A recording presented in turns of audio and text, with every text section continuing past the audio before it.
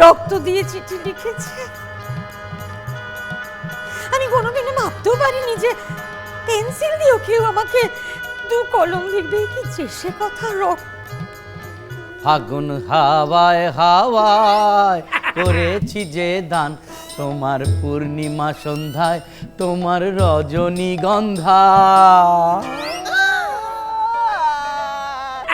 তুমি যাওনি? আমি আর যাব না। আমার বিয়ে ঠিক হয়ে গেছে। কার সঙ্গে বিয়ে ঠিক হয়ে গেছে? পড়ে দেখ। এই চিঠি কে লিখেছে? আমার ধনু সোনা। ধনু সোনাটা কে? আরে ধনঞ্জয়, ভালোই হলো। শ্বশুর বাড়ি বাপের বাড়ি মুখোমুখি। সেদিনকে একটা লোককে বাড়ি থেকে তাড়িয়ে দিয়েছি বলে এত বড় বদলাটাও আমার উপরে নিতে পারলো।